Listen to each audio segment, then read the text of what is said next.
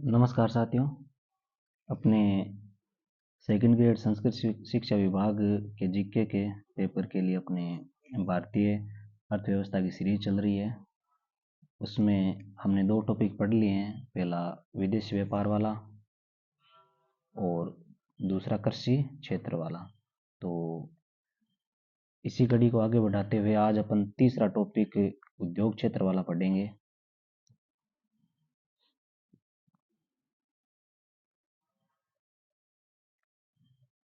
क्योंकि ये जो चार टॉपिक है, चार टॉपिक से यहाँ से 5 प्रश्न आते हैं, किसी एक टॉपिक से 2 क्वेश्चन आएंगे, बाकी 3 से 1 क्वेश्चन आएंगे।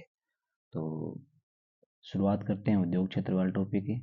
सबसे पहले तो अपन देखते हैं कि इस टॉपिक को किस प्रकार पढ़ेंगे। तो इसमें पहला पॉइंट तो अपन प्रमुख जो औद्योगिक नीतियां हैं वो पढ़ेंगे, सारे नहीं पढ़ेंगे, 2-3 जो औद्योगिक नीतियां हैं वो पढ़ेंगे क्योंकि यहाँ से भी क्वेश्चन आया है। फिर उद्योग क्षेत्र से संबंधित जो योजनाएं हैं वो पढ़ेंगे। फिर सेक्टर वाइज भी थोड़ी जानकारी देखेंगे। सेक्टर वाइज का मतलब है कि जैसे इस्पात क्षेत्र में, विनिर्माण क्षेत्र में, अपने जैसे टेक्सटाइल इंडस्ट्री में, कोयला क्षेत्र में, इस प्रकार सेक्टर वाइज भी अध्ययन करेंगे। और लास्ट में कुछ फैक्ट्स होंगे वो देखेंगे, और एक ये ई व्हीकल पॉलिसी है ये भी देखेंगे। तो हमेशा की तरह सबसे पहले अपन पुराने प्रश्न है उन्हीं से शुरुआत करते हैं, क्योंकि पुराने प्रश्नों से अपन को पता चलेगा कि इस टॉपिक में कहाँ से क्वेश्चन आ रहे हैं। तो चलिए शुरू करते हैं। सबसे पहला क्वेश्चन है कि भारत में 16 जनवरी 2016 को, एक बात हो रहा, ये जो पुराने प्रश्न है ये भी आप अच्छे से क्लियर कर लेना क्योंकि यहाँ से भी क्वेश्चन रिपीट हो सकते हैं। तो पहला प्रश्न है कि भारत में 16 जनवरी 2016 को उद्यमशीलता व नवाचार के लिए एक मजबूत और समावेशी पारिस्थितिकी तंत्र तैयार करने के लिए एक योजना शुरू की गई थी भारत में। तो उस योजना का नाम क्या था? स्टार्टअप इंडिया योजना, यानी 2016 में शुरू की गई थी उद्योग क्षेत्र को एक मजबूत पारिस्थितिकी तंत्र तैयार करने के लिए। तो पहला प्रश्न है, इसका उत्तर स्टार्टअप ऑफ इंडिया हो जाएगा। और दूसरा क्वेश्चन है कि भारत में सूक्ष्म लघु एवं मध्यम उपक्रम का वर्ष 2019-20 में चालू कीमतों पर जीवीएम यानी सकल जोड़े गए मूल्यों में कितना योगदान था, यानी एमएसएमई का पूछ रहा है। यानी सूक्ष्म का मतलब माइक्रो स्मॉल एंड मीडियम जो एंटरप्राइजेज है, एमएसएमई का योगदान पूछ रहा है 2019-20 में। उस समय कितना था? 33.08%। तो ये क्वेश्चन रिपीट भी हो सकते हैं, आप अच्छे से तैयार कर लिए, बीच में ये मत करना आप। अगला प्रश्न है, भारत में सीमेंट उद्योग को किस वर्ष लाइसेंस मुक्त किया गया था? 1991 में। हम सभी पढ़ते हैं औद्योगिक नीतियों में कि 1991 में भारत में एक नवीन औद्योगिक नीति अपनाई गई थी, यानी एलपीजी मॉडल अपनाया गया था। और सरकार ने अपने जो आरक्षित उद्योग क्षेत्र थे उनकी संख्या कम कर दी थी। तो उसी में जो लाइसेंस वाली व्यवस्था थी उसको भी सरकार ने लगभग समाप्ति कर दिया था। तो सीमेंट उद्योग कब मुक्त किया गया लाइसेंस व्यवस्था से? 1991 में। अगला प्रश्न, निम्न में से कौन सा उद्योग 8 प्रमुख उद्योग सूचकांक का संगठक क्षेत्र नहीं, यानी जो कोर इंडस्ट्री है इनके बारे में पूछ रहे हैं। तो कोर इंडस्ट्री को आपको अच्छे से तैयार करना है। तो यहाँ से लगभग प्रश्न आता ही है। ये जो सेकंड ग्रेड के पुराने एग्जाम हुए हैं इनमें लगभग 2-3 प्रश्न तो यहाँ से पूछे गए हैं। तो कोर इंडस्ट्री में जो 8 उद्योग है मुख्य रूप से, उनमें से कौन कौन से हैं? प्राकृतिक गैस है, बिजली है, उर्वरक है, सूती वस्त्र उद्योग उसमें शामिल नहीं है। तो ये अपन ने आगे नोट्स में लिख रखा है, इसको अच्छे से आगे देखते हैं। अगला प्रश्न है, राष्ट्रीय रसद नीति 2022 यानी जो नेशनल लॉजिस्टिक पॉलिसी थी 2022 के बारे में कौन से कथन सत्य है? तो पहला कथन था कि 2030 तक भारत में लॉजिस्टिक की लागत को घटाकर वैश्विक बेंचमार्क के करीब लाना था।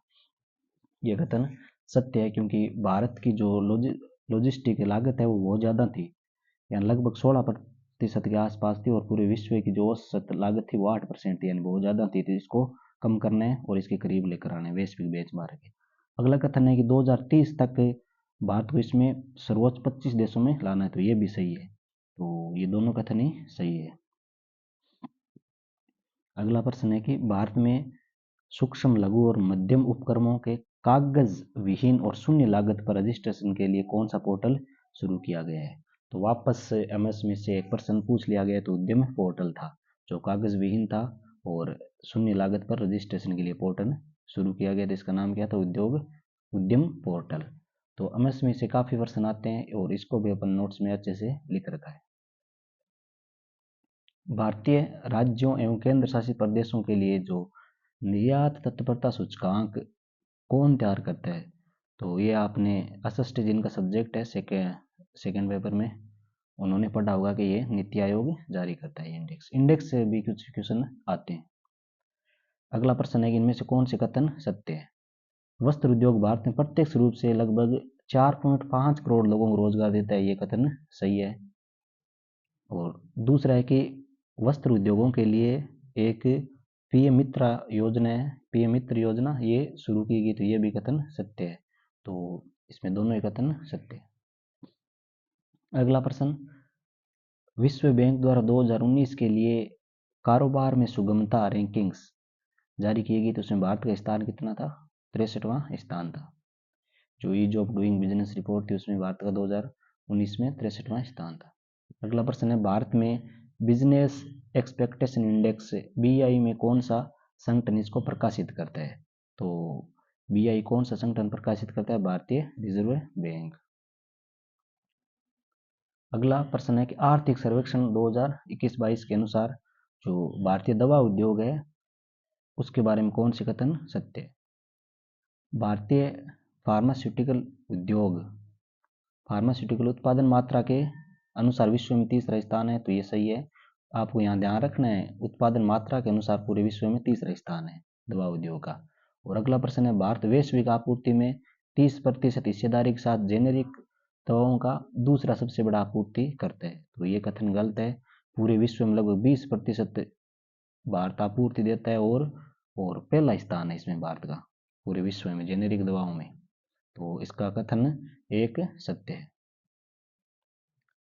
अगला प्रश्न है, निम्न कथनों पर गौर कीजिए। इनमें सही विकल्प बताना है कि सागरमाला कार्यक्रम का मुख्य ध्येय निर्यात आयात घरेलू व्यापार के लिए रसद लागत को कम करना है और यह बंदरगाह नौवहन जलमार्ग मंत्रालय का प्रमुख कार्यक्रम है। तो ये दोनों ही कथन क्या है? सत्य है। अगला प्रश्न है, भारत में एमएसएमई उपक्रमों की वित्त पोषण कच्चा माल, जो एमएसएमई से पूछा गया वापस प्रश्न देखो क्या है? वित्त पोषण कच्चा माल श्रम और स्वीकृतियों आदि के संदर्भ में एक पोर्टल शुरू किया गया, वो पोर्टल कौन सा है? तो ये चैंपियंस पोर्टल था। तो एमएसएमई से देखो यहाँ 3-4 प्रश्न आ गए हैं। एक तो इसका जीवीए में कौन मतलब हिस्सेदारी कितनी है, वहां से फिर इसके कुछ पोर्टल है तो उनसे प्रश्न लगातार आ रहे हैं। फिर एमएसएमई की परिभाषा भी है कि माइक्रो में कौन सी इंडस्ट्री आएगी, स्मॉल में कौन सी, मीडियम में कौन सी आएगी। तो एमएसएमई से अच्छे प्रश्न आ रहे हैं, इसको अच्छे से तैयार करना है। अगला, वापस एमएसएमई के लिए एक नए उद्यम रजिस्ट्रेशन पोर्टल के बारे में पूछा गया है, तो इसके कथन बताना। ये पोर्टल था उद्यम रजिस्ट्रेशन पोर्टल। तो इसका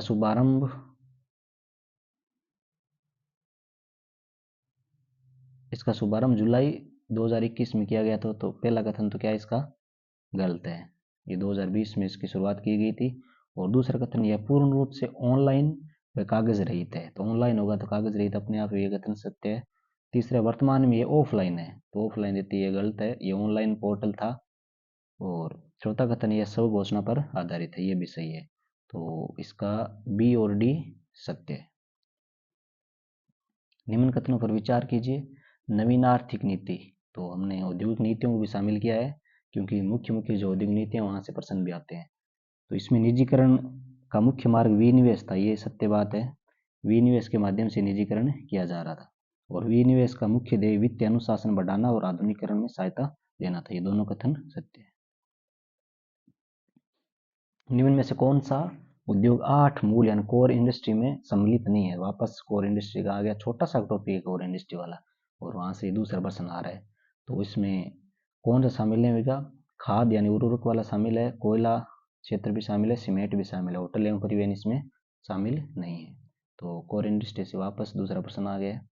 अगला, भारत में निम्न में से कौन सा क्षेत्र कृषि के बाद दूसरा सबसे अधिक रोजगार प्रदान करने वाला क्षेत्र है। तो कृषि के बाद अपने को पता है कि वस्त्र यानी कपड़ा उद्योग लगभग अभी ऊपर ही देखा, लगभग प्रत्यक्ष रूप से 4.5 करोड़ लोगों को रोजगार प्रदान करता है। अगला प्रश्न, भारत में 2019-20 के लिए चालू कीमतों पर सकल मूल्य वर्धन में जो मध्यम लघु एवं सूक्ष्म उद्योगों जीवीएम हिस्सा था, वापस से ये प्रश्न एक प्रकार रिपीट हो गया एमएसएमई वाला, तो इसमें 33.08%। अगला प्रश्न है, निम्नलिखित में से कौन सा उद्योग 8 प्रमुख उद्योगों के मासिक सूचकांक के निर्माण में शामिल नहीं है? कोर इंडस्ट्री से वापस प्रश्न आ गए, देख लो 3 क्वेश्चन आ गए हैं कोर इंडस्ट्री से। ये क्वेश्चन मैंने केवल सेकंड ग्रेड एग्जाम के लिए है, तो देख लो कितनी महत्वपूर्ण है, आपको अच्छे से पढ़ना है इनको। तो इसमें कौन कौन शामिल है? कच्चा तेल, प्राकृतिक गैस, उर्वरक भी शामिल है, कपड़ा उद्योग इसमें शामिल है, ऊपर भी यही होता था। भारत सरकार के द्वारा अक्टूबर 2021 में अधिसूचित 7 पीएम मित्र पार्क का संबंध है, यानी जो पीएम मित्र पार्कों की शुरुआत की गई है उनका संबंध किससे है? तो इनका संबंध है वस्त्र उद्योगों के विकास से संबंधित है। तो अपन ने पुराने जो एग्जाम में क्वेश्चन आए थे वो सोल्व कर लिए हैं, और इनसे अपन को पता चल रहा है कि बार बार जो क्वेश्चन पूछे जा रहे हैं, एक तो कोर इंडस्ट्री से, दूसरा एमएसएमई से, यानी यहाँ से एक तो इस जीवीएम कितना योगदान है, दूसरा इसके पोर्टल है वो, और तीसरा जो सरकार की प्रमुख जो योजनाएं हैं उनसे। तो इसी प्रकार से मैंने इस टॉपिक के नोट्स तैयार किए। तो शुरुआत करते हैं।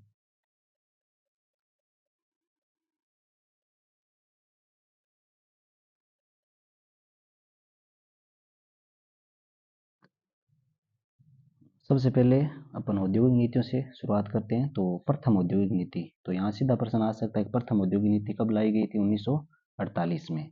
और इसकी मुख्य विशेषता क्या है कि इसमें अर्थव्यवस्था का मिश्रित मॉडल अपनाया गया था, यानी समाजवाद प्लस पूंजीवाद दोनों दोनों चीजें इसमें अपनाई गई थी, लेकिन ज़्यादा झुकाव था वो समाजवाद की तरफ था, क्योंकि भारत आज़ाद हुआ था और आज़ाद होते ही सरकार नहीं चाहती थी कि सारी जो इंडस्ट्रियां हैं वो पूंजीवाद के सेक्टर में चली जाए, सरकार ने अपने पास ही रखी थी ज़्यादातर। और अगला पॉइंट है इसका कि उद्योगों को 4 श्रेणी में बांटा गया था, तो ये भी एक अच्छा प्रश्न है। उद्योगों को कितनी श्रेणियों में बांटा गया था? 4 श्रेणियों में। कौन चारों श्रेणियों में? आपको ध्यान रखना है कि जो पहली श्रेणी थी वो राष्ट्रीय महत्व के जितने भी उद्योग थे वो सारे सरकार के नियंत्रण में थे, यानी पूर्ण रूप से सार्वजनिक उद्योग थे, सरकार के अंडर में थे। दूसरा था, यानी इनकी स्थापना तो सरकार करेगी और संचालित कौन करेगा? निजी क्षेत्र वाले संचालित कर सकते हैं। और तीसरी सार्वजनिक प्लस निजी, और चौथी श्रेणी थी पूर्णतः निजी क्षेत्र में थी। तो प्रश्न यहाँ से आ सकता है कि कौन सा मिश्रित मॉडल अपनाया गया था और उद्योगों को कितनी श्रेणियों में बांटा गया था? 4 श्रेणियों में। इन 4 श्रेणियों का भी अंतर आपको ध्यान रखना है। अगली है द्वितीय औद्योगिक नीति, 1956 में लाई गई थी, और इसमें 3 श्रेणियों में उद्योगों को बांटा गया था। और यहाँ से एक प्रश्न भी पूछा गया आरपीएससी के द्वारा। तो पहली श्रेणी थी वो सरकार के नियंत्रण में थी, दूसरी सार्वजनिक और निजी क्षेत्र दोनों के, और तीसरी थी पूर्णतः निजी क्षेत्र में। तो पहली में राष्ट्रीय महत्व के जितने भी उद्योग थे वो सरकार ने अपने पास रखे थे। इनकी संख्या कितनी थी? 17 इनकी संख्या थी, संख्या भी पूछी जा सकती है। और सार्वजनिक और निजी क्षेत्र वाले 12 संख्या थी। और तीसरा जो पूर्णतः निजी आरक्षित थे उनके लिए एक चीज और लागू की थी कि लाइसेंस लेना अनिवार्य है, और यानी इसी नीति के द्वारा निजी क्षेत्र में लाइसेंस व्यवस्था थी वो अनिवार्य कर दी गई थी। और इस नीति को एक उपनाम भी दिया गया था, औद्योगिक समाधान की नीति। तो अगली औद्योगिक नीति पढ़ते हैं, चौथी औद्योगिक नीति जो सबसे महत्वपूर्ण थी। भारत के औद्योगिक जगत में एक क्रांतिकारी परिवर्तन किया था, यानी एलपीजी मॉडल को स्वीकार किया था। उस समय जो प्रधानमंत्री थे नरसिम्हा राव और मनमोहन सिंह वित्त मंत्री थे। तो भारत में एक नवीन आर्थिक नीति लेकर आए थे। तो सबसे पहले तो एलपीजी की फुल फॉर्म देख लेते हैं तीनों का। एल का मतलब होता है लिबरलाइजेशन यानी उदारीकरण, पी का मतलब प्राइवेटाइजेशन या निजीकरण, और जी का मतलब ग्लोबलाइजेशन वैश्वीकरण। कभी कभार इनका अर्थ भी पूछ लेता है। तो सबसे पहले इन उदारीकरण को पढ़ते हैं। उदारीकरण का मतलब क्या होता है? अर्थव्यवस्था को उदार, लचीला और खुला बनाना, यानी अर्थव्यवस्था में जो बैरियर है उनको हटाना। जैसे लाइसेंस वाला सिस्टम था इसको कम कर दिया गया, और सरकार के द्वारा जो उद्योग आरक्षित रखे गए थे इनकी भी संख्या कम कर दी गई थी, यानी सरकार के द्वारा इनके लिए एक लचीला और खुला माहौल दिया जा रहा था। तो इसे कहते हैं उदारीकरण। तो उदारीकरण के घटक कौन कौन से थे ये भी आपको याद रखने। पहला, विदेशी निवेश, यानी सरकार ये बैरियर हटाएगी तो अपने आप ही दूसरे देश की जो कंपनियां हैं वो क्या करेगी, इन्वेस्ट करेगी। और जो सबसे महत्वपूर्ण परिवर्तन हुआ था इसमें, उद्योगों का श्रेणीकरण समाप्त कर दिया गया था। और सरकार ने क्या किया था, सरकार के पास जो आरक्षित उद्योगों की संख्या थी उसमें भी कमी कर ली थी, और समय के साथ इन्होंने क्या और कमी कर ली। और वर्तमान में देखें तो दो ही आरक्षित उद्योग है, एक रेलवे संबंधित और परमाणु ऊर्जा संबंधित। और वर्तमान में रेलवे संबंधित कुछ चीजों में निजीकरण को अपनाया जा रहा है, तो परमाणु ऊर्जा और रेलवे। और तीसरा पॉइंट है, लाइसेंस व्यवस्था शिथिल कर दी गई थी, यानी जो दूसरी औद्योगिक नीति में लाइसेंस, अनिवार्य लाइसेंस व्यवस्था की शुरुआत की थी उसको क्या कर दिया, अब कमजोर कर दिया गया था। और पहले तो हर क्षेत्र में यदि उद्योग स्थापना कर रहे हैं तो लाइसेंस की आवश्यकता थी, लेकिन धीरे धीरे इनकी संख्या कम कर दी और वर्तमान में केवल 5 ही उद्योग है जिनमें लाइसेंस की आवश्यकता होती है। और वो 5 कौन से है, बीड़ी, तंबाकू, सिगरेट और शराब से संबंधित, औद्योगिक विस्फोट से संबंधित, खतरनाक रसायन से संबंधित, या रक्षा उद्योग संबंधित, या दवा या फार्मा उद्योग से संबंधित। और चौथा जो इस औद्योगिक नीति घटक था, MRTP परिसंपत्ति जो सीमा थी इसको समाप्त कर दिया गया था। तो इस औद्योगिक नीति को आपको अच्छे से याद करना है। अब कुछ योजनाएं पढ़ते हैं क्योंकि योजनाओं से भी प्रश्न आते हैं यहाँ। तो पहली है राष्ट्रीय विनिर्माण नीति, जो इसकी घोषणा 2011 में की गई थी। और इसके मुख्य लक्ष्य क्या थे, पहला था कि विनिर्माण का योगदान 16% से बढ़ाकर 25% करना है। और वृद्धि दर कितनी है, 12 से 14% की वृद्धि दर रखनी है, और 10 करोड़ लोगों को रोजगार देना है। तो यहाँ से प्रश्न आ सकता है कथन के रूप में। इसकी घोषणा 2011 में की गई थी और इसके ये प्रावधान थे। अगला जो सबसे महत्वपूर्ण पॉइंट है इस टॉपिक का, औद्योगिक उत्पादन सूचकांक IIP। तो इसका आधार वर्ष क्या है, 2011-12, और जारी कौन करता है, NSO इसको जारी करता है। और इसके 3 घटक है, खनन, विनिर्माण और विद्युत। और इनमें सर्वाधिक योगदान किसका है, विनिर्माण का है। अब कोर इंडस्ट्री को पढ़ते हैं। तो यहाँ से ऊपर अपन ने प्रश्न में देखा था कि 3-4 क्वेश्चन यहाँ से आ गए थे। तो कोर इंडस्ट्री की संख्या कितनी है, 8 संख्या, यानी भारत की GDP में जिनका सबसे ज़्यादा योगदान है। तो इनकी संख्या 8 है, और भारांश के अनुसार इनको मैंने क्रम संख्या के अनुसार रखा है 1 से 8 तक। तो पहला जो सबसे ज़्यादा योगदान है वो रिफाइनरी उत्पाद का है। पहले तो आपको क्रम याद रखना है, 1 नंबर रिफाइनरी, 2 नंबर विद्युत यानी बिजली, 3 नंबर स्टील, 4 नंबर कोयला, कच्चा तेल, प्राकृतिक गैस, सीमेंट और उर्वरक। तो ये भारांश के अनुसार है, भारांश के अनुसार, यानी क्रम भी पूछ सकते हैं। सबसे ज़्यादा किसका योगदान, तो रिफाइनरी, विद्युत, स्टील, कोयला, सबसे कम उर्वरक का। तो ये आपको याद रखना है, इन 8 को याद रखना है। और इनमें यह भी आता है कि कोर इंडस्ट्री में कौन सी शामिल नहीं है, ज़्यादातर किसको ऑप्शन में जो शामिल नहीं है देते हैं वस्त्र उद्योग को। और IIP में कोर उद्योगों का योगदान कितने हैं, भारांश कितने हैं, 40.27%। अगली एक और योजना, एक जिला एक उत्पाद, यानी 1 डिस्ट्रिक्ट 1 प्रोडक्ट। और इसकी शुरुआत कब हुई थी, 2018 में हुई थी। और इसका उद्देश्य क्या था, क्षेत्रीय आर्थिक असमानताओं को कम करना है और जिलों को क्या बनाना है, आत्मनिर्भर बनाना है। और इसके बारे में क्या है, कुछ फैक्ट्स है कि इस पहल ने अब तक 761 जिलों से 1102 उत्पादों की पहचान की गई है। और केंद्रीय बजट 2024 में राज्यों को अपने स्वयं के जो एक जिला एक उत्पाद है और अन्य हस्तशिल्प उत्पाद के लिए एक मॉडल की शुरुआत की गई, PM यूनिटी मॉडल की शुरुआत की गई है।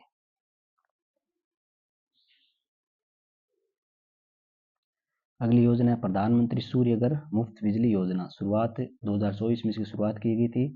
और इसमें क्या प्रावधान किया गया है कि 1 करोड़ परिवारों को 1 से 3 किलोवाट के सौर ऊर्जा संयंत्र स्थापित करने पर 60% तक सब्सिडी सरकार के द्वारा दी जाएगी, जिससे इनको 300 यूनिट बिजली प्रतिमाह मुफ्त प्राप्त होगी। अगला है आत्मनिर्भर भारत अभियान, यानी कोविड के दौरान ये योजना शुरुआत की गई थी 12 मई 2020 को। और इसके तहत सरकार ने 20 लाख करोड़ का राहत पैकेज दिया था, और जो उस समय GDP का 10% था। और इसमें 5 स्तंभ बताए थे सरकार ने। अर्थव्यवस्था यानी ये 20 लाख करोड़ है, कहाँ कहाँ खर्च, अर्थव्यवस्था में अवसंरचना पे, जो जीवित जनसंख्या की है उनके ऊपर, प्रौद्योगिकी के ऊपर, मांग के ऊपर, ये 5 स्तंभ बताए थे। राष्ट्रीय रसद नीति, नेशनल लॉजिस्टिक पॉलिसी, तो ये आपको अच्छे से याद करनी है। यहाँ से प्रश्न एक बार पूछा भी गया और आगे भी पूछा जा सकता है। तो ये लाई कब की गई थी? 17 सितंबर 2022 को इसकी शुरुआत की गई थी। और इसका उद्देश्य क्या है? लॉजिस्टिक दक्षता में सुधार करना। लॉजिस्टिक का मतलब है एक इंडस्ट्री में जहाँ भी मतलब किसी भी प्रोडक्शन के उत्पादन से लेकर उसका परिवहन है, भंडारण है, मैनेजमेंट है, पैकेजिंग है, ये सारी चीज़ें लॉजिस्टिक में आते हैं, यानी इनमें सुधार करना है। तो इसका जो मुख्य लक्ष्य क्या थे कि भारत का लॉजिस्टिक खर्च यानी जीडीपी का लगभग 14 से 18% के बीच है, जबकि वैश्विक जीडीपी, पूरे विश्व जीडीपी कितने 8% है, यानी भारत यहाँ ज़्यादा खर्च कर रहा है, इसको क्या करना है? कम करना है। और अगला पॉइंट क्या है कि 2030 तक जो लॉजिस्टिक लागत है उसको घटाकर जीडीपी के 16% से घटाकर कितनी करनी है? 8% करनी है। और दूसरा पॉइंट है इसका कि वर्ष 2030 तक लॉजिस्टिक परफॉर्मेंस इंडेक्स के सर्वोच्च 25 देशों में भारत का स्थान लाना है। तो ये दोनों ऊपर से रिलेटेड प्रश्न आया था। राष्ट्रीय मौद्रिक पाइपलाइन, तो ये 2022 से 25 तक है और इसका मुख्य उद्देश्य क्या है? जो भी सरकार की जो परिसंपत्तियां घाटे में चल रही है उनको मतलब किराए या पट्टे पर देना, यानी उनका क्या करना है? विनिवेश करना है। अगली योजना है मुद्रा योजना। तो सबसे पहले मुद्रा का फुल फॉर्म देखते हैं कि micro unit development and refinance agency, ये इसकी फुल फॉर्म है। और शुरुआत कब की गई थी? 25 अप्रैल 2015 को इसकी शुरुआत हुई थी।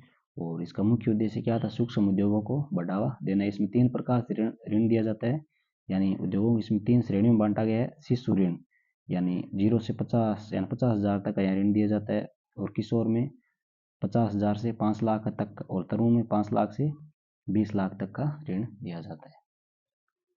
अगला मेक इन इंडिया प्रोग्राम, ये 25 सितंबर 2014 को इसकी शुरुआत की गई थी, यानी घरेलू विनिर्माण क्षेत्र को बढ़ावा देने के लिए, स्वदेशी को बढ़ावा देने के लिए, और इसमें वर्तमान में 25 क्षेत्रों को शामिल किया जा रहा है। स्टार्टअप योजना, यहाँ से तो प्रश्न सेकंड ग्रेड में पूछा भी जा चुका है। ये 16 जनवरी 2016 को इसकी शुरुआत हुई थी, और इसका मुख्य उद्देश्य स्टार्टअप एवं नवाचार को बढ़ावा देना है। यानी इसमें सरकार कोई नई इकाई या उद्योग जिसे भारत में पंजीकृत हुए 5 साल से ज़्यादा नहीं हुआ है एवं किसी भी वर्ष उसका टर्नओवर 25 करोड़ से ज़्यादा नहीं है, तो उनको किसमें शामिल माना जाएगा? स्टार्टअप में शामिल माना जाएगा। अगली स्टैंड अप योजना, ये अप्रैल 2016 में इसकी शुरुआत हुई थी, और ये मुख्य रूप से जो SC/ST महिलाएं उनके लिए शुरू की गई है, और इसमें वित्तीय सहायता लगभग 10 लाख से 1 करोड़ तक वित्तीय सहायता दी जाती है। अगला पॉइंट है MSME उद्योग, तो ये सबसे महत्वपूर्ण है। ऊपर अपन ने देखा था कि यहाँ से काफ़ी प्रश्न पूछे जा रहे हैं। एक GVM इसका योगदान, फिर इसके जो संबंधित जो पोर्टल है उनसे संबंधित। तो फुल फॉर्म देखते हैं सबसे पहले, micro small and medium enterprises. और MSME का वर्तमान विनिर्माण उद्योग में कितना योगदान है? 35.4%, ये याद रखना है। जो 2019-20 में तो 30% था, और अब वर्तमान में कितना है? 35.4%। और MSME क्षेत्र भारतीय कुल निर्यात में 45.56% का योगदान देते हैं, ये भी पूछ सकते हैं। और जो NSS है उसके अनुसार कि MSME क्षेत्र ने लगभग 11.10 करोड़ लोगों के लिए रोजगार का सृजन किया है। अब MSME की परिभाषा देखते हैं कि किस प्रकार इसमें वर्गीकरण किया गया है। तो माइक्रो इंडस्ट्री कौन सी होगी? जिसका निवेश तो 1 करोड़ तक होगा और टर्नओवर 5 करोड़ तक, वो माइक्रो में आएगी। स्मॉल में निवेश 1 से 10 करोड़ तक निवेश और 5 से 50 करोड़ तक टर्नओवर होगा, वो स्मॉल में आएगी। और मीडियम में 10 से 50 करोड़ तक का निवेश और 50 से 250 करोड़ तक का टर्नओवर होगा, वो मीडियम आएगा। तो ये भी आप अच्छे से वर्गीकरण याद कर ले, यहाँ से प्रश्न आ सकता है। अब सबसे महत्वपूर्ण जो पॉइंट है MSME से रिलेटेड, कि इससे जो प्रमुख पहल है या पोर्टल है, सबसे पहले रैंप योजना। तो इसकी शुरुआत वर्ल्ड बैंक की सहायता शुरुआत की गई थी, और 2022-23 में 5 साल की अवधि के लिए। और इसका मुख्य उद्देश्य क्या है? MSME को बाजार और ऋण तक पहुंच बढ़ाना। यानी एमएसएमई के तहत जो भी प्रोडक्ट उत्पादित किए जाते हैं उनको मार्केटिंग करनी, और ऋण से संबंधित जो योजनाएं चलाई गई है उनकी लोगों तक पहुंचे। अगला चैंपियन पोर्टल, ये 2020 में लॉन्च किया गया था, और इसका उद्देश्य क्या है, मतलब ये एमएसएमई से रिलेटेड जो भी शिकायतें आती हैं उनको दूर करना, या जो अपडेटेड जो सूचनाएं आती है, इंफॉर्मेशन आती है, वो उपलब्ध करवाना। अगला समाधान पोर्टल। समाधान पोर्टल का मुख्य उद्देश्य क्या है, एमएसएमई से संबंधित बकाया भुगतान की शिकायतें दर्ज करना, यानी बकाया भुगतान से संबंधित जो भी शिकायतें हैं उनको दर्ज करना।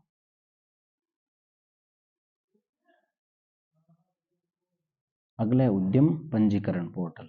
तो इससे एक प्रश्न भी आया था, ये एमएसएमई के लिए एक सरलीकृत ऑनलाइन पंजीकरण प्रक्रिया है। ये क्या है, एक ऑनलाइन पंजीकरण प्रक्रिया है, और 5 जुलाई 2024 तक इस पोर्टल पर 4.69 करोड़ एमएसएमई पंजीकृत हो चुके हैं। इससे रिलेटेड और भी ऊपर पर्सन ने अपने पॉइंट देखे थे, वो भी आप इसमें ऐड कर लेना। अगली योजना है स्फूर्ति योजना। पारंपरिक उद्योगों को पुनरुद्धार करना है, पुराने उद्योग है उनका, और ताकि वो क्या अधिक उत्पादन कर सके और प्रतिस्पर्धा बन सके उनमें। अगली एमएसएमई संबंध योजना, यह एक सार्वजनिक खरीद पोर्टल है। तो एमएसएमई संबंध क्या है, खरीद पोर्टल है सार्वजनिक, और एमएसएमई सार्वजनिक खरीद नीति की निगरानी रखता है। अगली एस्पायर योजना, नवाचार ग्रामीण और उद्योग उद्यमिता को बढ़ावा देने के लिए योजना शुरू की गई है। तो एमएसएमई से रिलेटेड जितने भी पॉइंट थे उनको मैंने इसमें शामिल किया है। आपको इसमें एक तो ये ध्यान रखना है, योगदान कितना है, 35.4%। दूसरा, कुल निर्यात में 45.56% कुल निर्यात में, और तीसरा ये वर्गीकरण है, इसका ध्यान रखें। चौथा जो पोर्टल है, ये सारे इन पोर्टलों के बारे में जो मुख्य मुख्य बात है वो मैंने लिखी था कि यहाँ से अपन के प्रश्न समझ में आ जाए। अगला है इलेक्ट्रॉनिक्स उद्योग। वर्ष 2026 तक भारत का लक्ष्य है इलेक्ट्रॉनिक्स विनिर्माण को बढ़ाकर $300 बिलियन करना है, और इलेक्ट्रॉनिक्स निर्यात को बढ़ाकर $120 बिलियन करना है, और भारत विश्व का दूसरा सबसे बड़ा मोबाइल फोन निर्माता है। ये भी आप इसमें ध्यान रखें। अगला पॉइंट है, अब इलेक्ट्रॉनिक्स उद्योग को बढ़ावा देने तो सरकार ने क्या क्या प्रयास किए हैं। पहली है पीएलआई योजना, यानी प्रोडक्शन लिंक इंसेंटिव। तो इसका हिंदी में क्या नाम होगा, उत्पादन से जुड़ी प्रोत्साहन योजना शुरू 2020 में की गई थी, और इसका उद्देश्य क्या है, यदि उत्पादन इकाइयां प्रति वर्ष अपने सकल उत्पादन में वृद्धि करती है तो उनको उत्पादन लागत का 5% प्रोत्साहन पुरस्कार दिया जाएगा इसके तहत। और इस योजना का लाभ वर्तमान 14 उद्योगों को दिया जा रहा है, यानी जितना भी आप उत्पादन करते हो उसका 5% प्रोत्साहन के रूप में, और 14 इसमें उद्योग शामिल है। और ड्रोन निर्माण नवीनतम उद्योग शामिल किया गया है इसमें, ड्रोन निर्माण। अगला पॉइंट है सेमीकंडक्टर निर्माण पारिस्थितिकी।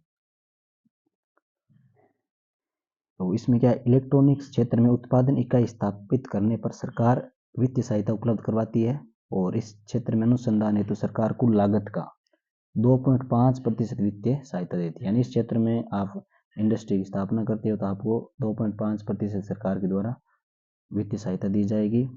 और इसका जो सबसे महत्वपूर्ण पॉइंट है कि भारत ने इजराइल के साथ 22,900 करोड़ का एमओयू किया है, और जिसके तहत कर्नाटक में पहला चिप बनाने का संयंत्र स्थापित किया जाएगा।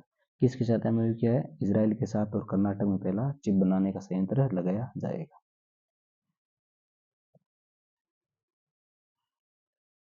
अगला पॉइंट है दवा या फार्मास्यूटिकल उद्योग। तो इसके बारे में आपको अच्छे से देखना है, क्योंकि यहाँ से 2 बार प्रश्न पूछे जा चुके हैं।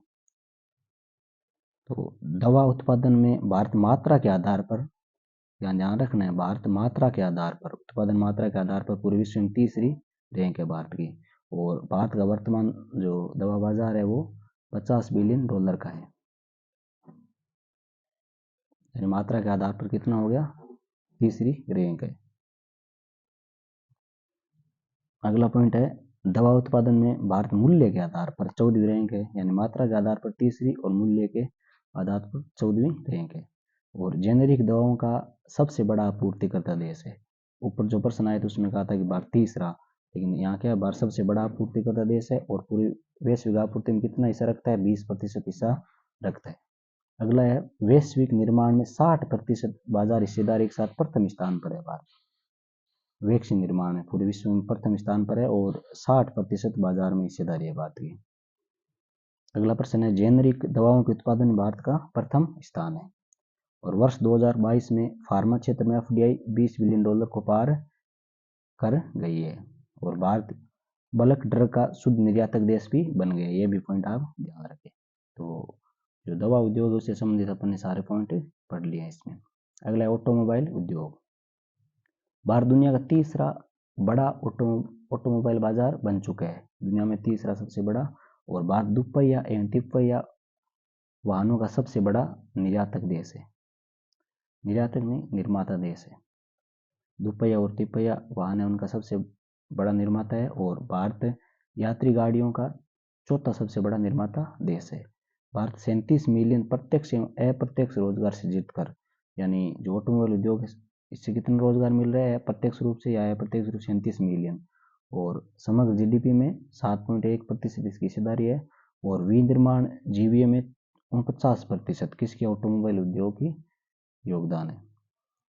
अगला घरेलू इलेक्ट्रिक व्हीकल बाजार 2020 व 30 के बीच 49% CAGR के से बढ़ने की क्या है, उम्मीद की गई है।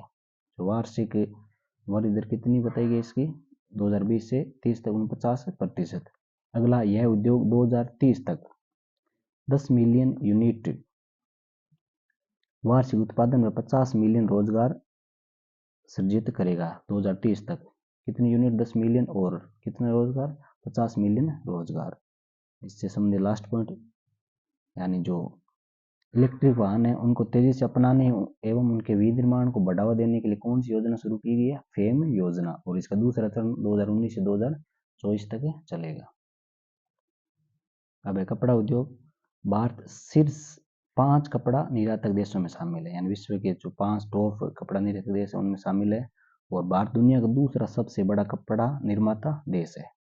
और भारत में कृषि के बाद सर्वाधिक रोजगार प्रदान करने वाला उद्योग भी यही है, कपड़ा या सूती वस्त्र उद्योग है जो दूसरा स्थान है रोजगार प्रदान करने में। पहला स्थान है कृषि क्षेत्र में। अगला है पीएम मित्र योजना। तो इसकी फुल फॉर्म क्या है, प्रधानमंत्री mega integrated textile reason and April.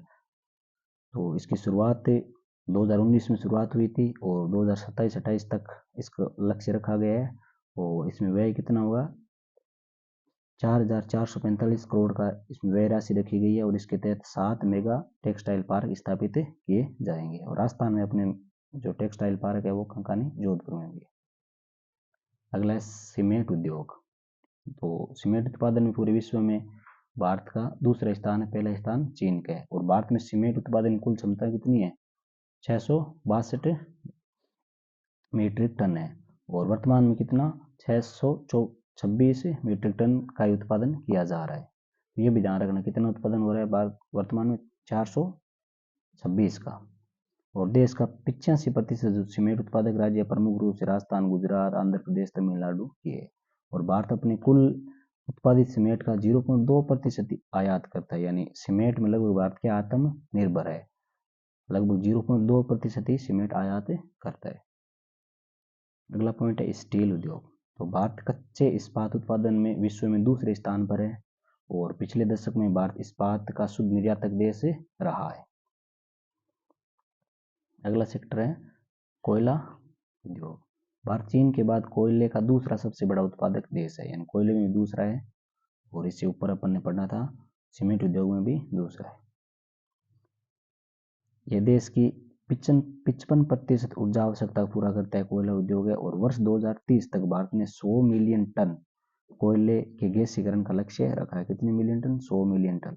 और फरवरी 2024 में एकीकृत कोयला रसद नीति और योजना शुरू की गई है। इस उद्योग के और बढ़ावे के लिए कौन सी योजना, एकीकृत कोयला रसद नीति की शुरुआत की गई है। अगला पॉइंट है राष्ट्रीय अवसंरचना पाइपलाइन। इसकी घोषणा 2019 में। और इसका मुख्य उद्देश्य क्या है, देश में जो आधारभूत संरचना है इंफ्रास्ट्रक्चर है उनको उनका विकास करना है। और इसके तहत 2020 से 25 के दौरान लगभग 111 लाख करोड़ रुपए का खर्च किया जाएगा, जो जीडीपी का 3.4% होना है। यानी जीडीपी का 3.4% इसमें ना, और सरकार ने क्या और राशि बढ़ा दी है अब। तो ये उद्योग 4.0 नई तकनीक जैसे cloud computing, machine learning, artificial intelligence को विनिर्माण प्रक्रिया एकीकृत कर, इसके लिए उद्योग 4.0 शुरू किया गया, जिसे चौथी औद्योगिक क्रांति का आगमन बताया जा रहा है। तो इसके बारे में पूछा जा सकता है उद्योग 4.0 क्या है।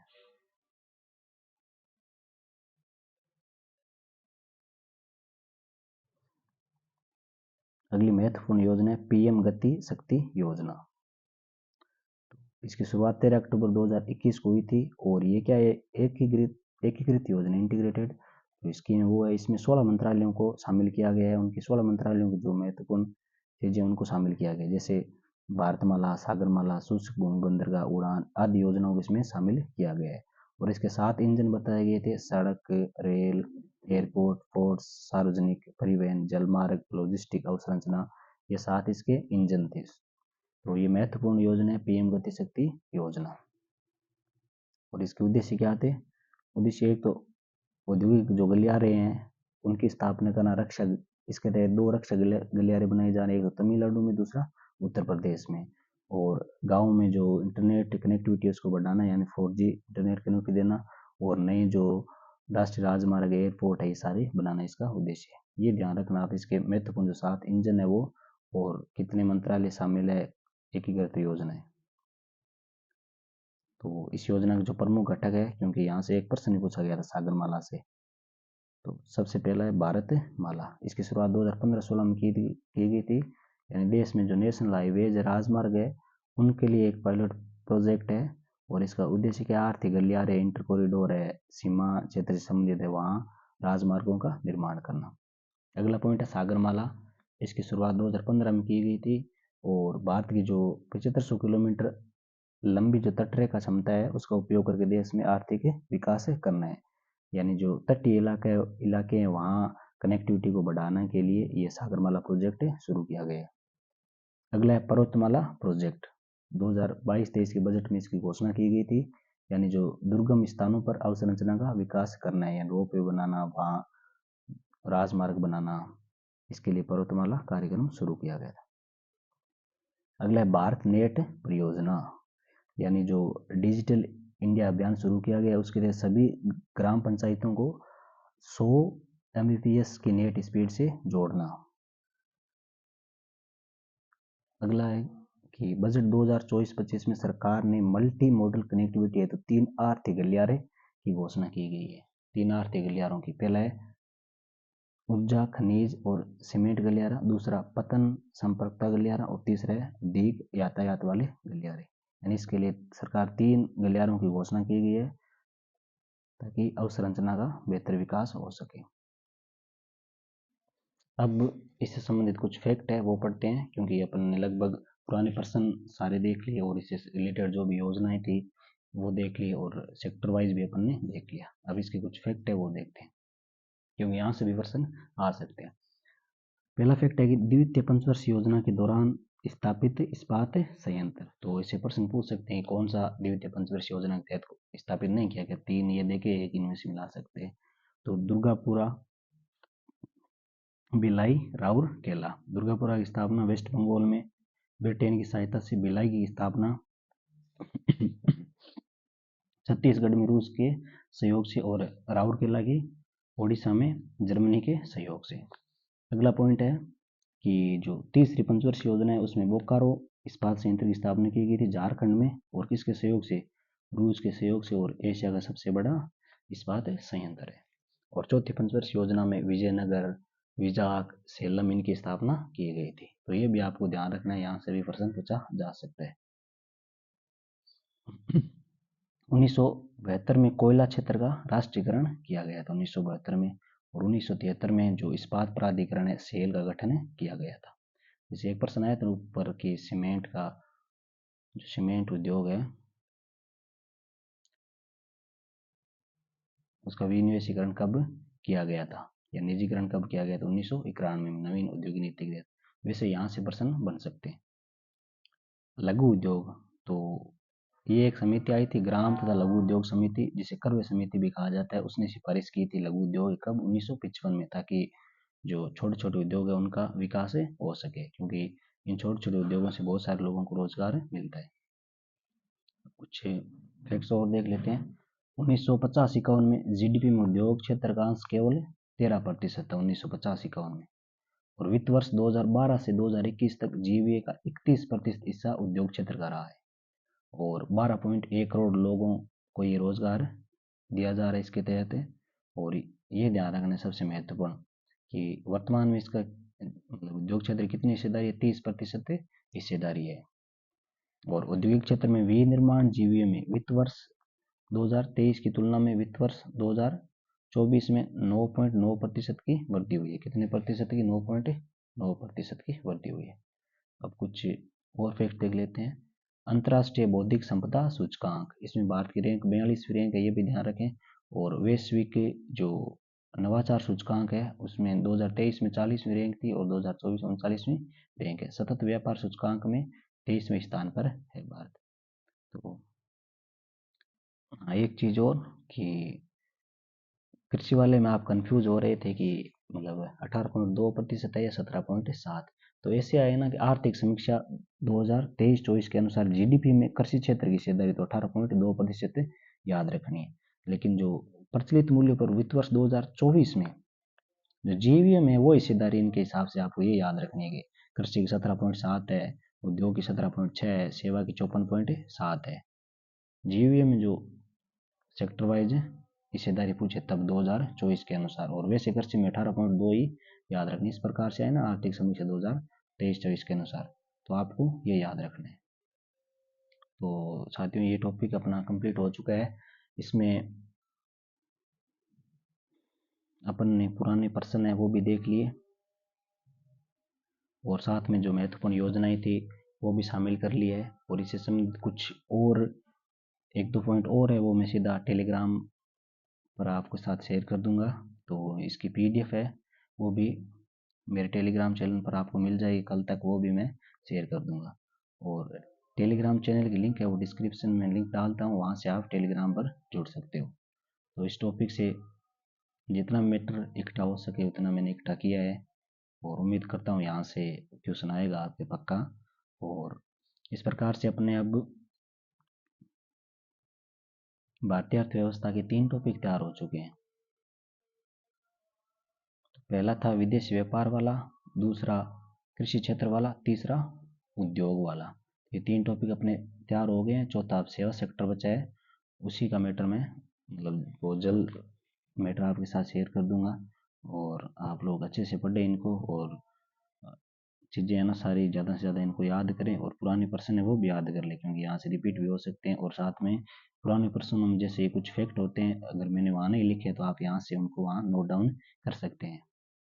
तो ये अपना टॉपिक कंप्लीट हो गया है, इसको अच्छे से देख लें वीडियो को और चीज़ें याद करते रहें। धन्यवाद।